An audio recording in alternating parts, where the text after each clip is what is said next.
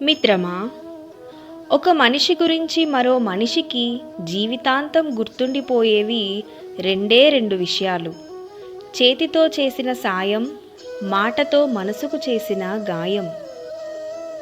రక్తం చుక్కలు చిందించకుండా మనిషిని మానసికంగా హింసించి చంపే ప్రమాదకరమైన ఆయుధం మాట. దానిని మూర్ఖుడు వాడిన తర్వాత ఆలోచిస్తాడు, తెలివైన వాడు ఆలోచించి మాట్లాడుతాడు.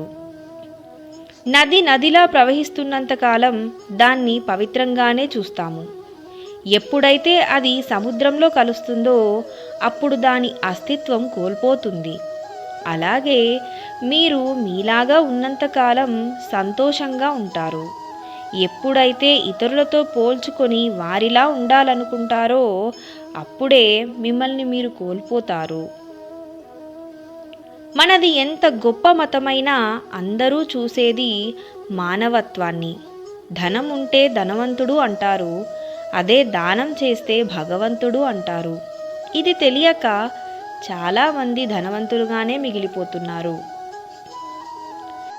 జీవితం ఒక నది లాంటిది. అడ్డంకులన్నింటినీ ఎదుర్కొంటూ ముందుకు సాగే నదీ ప్రవాహం మాత్రమే సముద్రాన్ని చేరగలుగుతుంది. అలాగే ఈ జీవితమనే దారిలో రాళ్ళుంటాయి, ముళ్ళుంటాయి.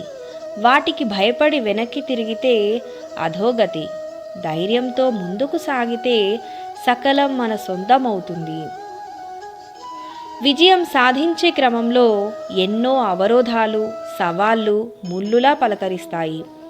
ఆ సమయంలోనే కొండంత ఆత్మవిశ్వాసాన్ని పెంపొందించుకోవాలి, ఎదురించి నిలబడాలి.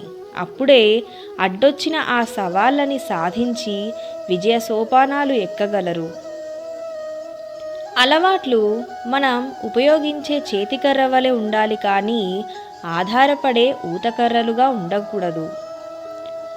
ఆవేశం అధికమైతే ఆలోచన తగ్గుతుంది, ఆలోచన తగ్గితే అంధకారమే మిగులుతుంది. కాబట్టి పెద్దలు తన కోపమే తన శత్రువు అని అన్నారు. హింసకు ప్రతిహింస పనికిరాదు. అలాగే చెడు చేరదీయకు, మంచి చేయడం మానివేయకు. మేలు చేసిన వారికి కీడు చేసేవాడు, కూడుపెట్టిన వారిని కూలద్రోసేవాడు, విద్య నేర్పిన వారిని వెక్కిరించేవాడు, ఉపకారం తలపెట్టిన వారికి అపకారం తలపెట్టేవాడు పరమ మూర్ఖుడు. దాచుకునే స్వార్థం వద్దు, దోచుకునే దౌర్భాగ్యం వద్దు, అపకారం వద్దు, ఉపకారమే ముద్దు. చేదును రుచి చూడని వాడు తీయదనాన్ని యొక్క అర్థం తెలుసుకోలేడు. అలాగే కష్టాలని రుచి చూడని వాడు సుఖములోని మాధుర్యాన్ని గ్రహించలేడు. కోపంలో మాటలు తూలి ఇతరులని దూరం చేసుకునే దానికన్నా క్షమించి దగ్గర చేసుకుంటే మీ శత్రువులు తగ్గుతారు, మీరు హాయిగా ఉంటారు.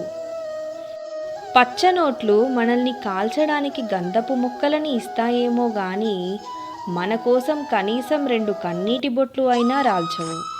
కాబట్టి డబ్బు ఒక్కదానికే ప్రాధాన్యతనిచ్చి నీ జీవితాన్ని అధపాతాళానికి తొక్కేయకు.